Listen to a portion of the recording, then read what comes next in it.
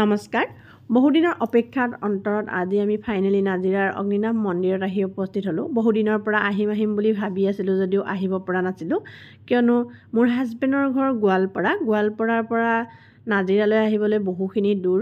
তাৰ কাৰণে এইবাৰ ভাবিলোঁ মাৰ ঘৰলৈ আহোঁতেই, মাৰ ঘৰ মোৰ ধেমাজিত হয়, তাৰ কাৰণে মাৰ ঘৰলৈ আহোঁতেই এপাক ইয়ালৈ আহি যাওঁ। আৰু শুনিব পাইছোঁ বাবাই যেতিয়ালৈকে আপোনাক ইয়ালৈ অহাৰ কথা নিমন্ত্ৰণ নকৰে তেতিয়ালৈকে বোলে আপুনি আহিব নোৱাৰে।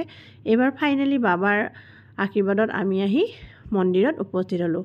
মন্দিৰত সোমাই প্ৰথমতে আপোনালোকে এই গছ চাকি যে দেখা পাইছে, এই গছ হৈছে মন্দিৰৰ মূল চাকি।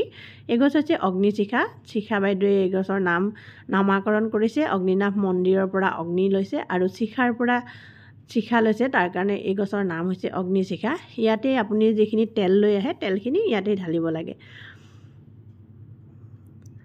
ইয়াতে তেলখিনি ঢালি তাৰপিছতে অলপ আঁতৰতেই যিখিনি আপুনি যদি তেল নিব বিচাৰে তেতিয়াহ'লে ইয়াৰ পৰা তেল ভৰাই ল'ব পাৰে। ইয়াৰ পৰা যদি আপুনি তেল লৈ যায়, কেতিয়াবা যদি আপোনাৰ বিষ কোপ থাকে, বিষ কোপত যদি এই তেলখিনি লগায় তেতিয়াহ'লে আপুনি পৰিত্ৰাণ পাব পাৰে। আৰু মন্দিৰতো তাৰে অলপমান তেল মন্দিৰতো চাকি জ্বলোৱাত ব্যৱহাৰ কৰিব পাৰে।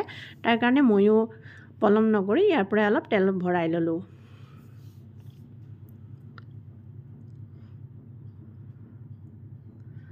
তাৰপিছতে আমি লাইন দি পিনে মন্দিৰৰ ওচৰলৈ গ'লোঁ। ইয়াতে পানী ঢালিব লাগে, পানী গাখীৰ আপুনি যি লৈ আহে।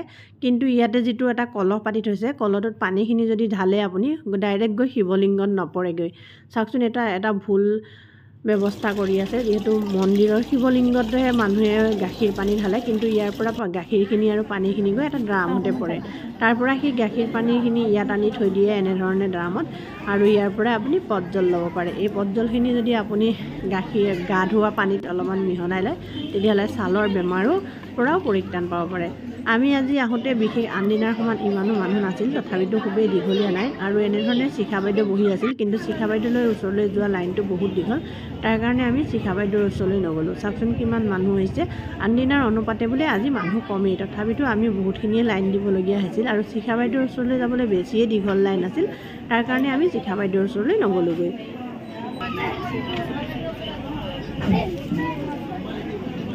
আৰু ফাইনেলি মন্দিৰৰ সকলো কাম কাজ কৰি আমি এয়া ভৰি হাত ধুই ল'লোঁ ওলাবৰ সময়ত।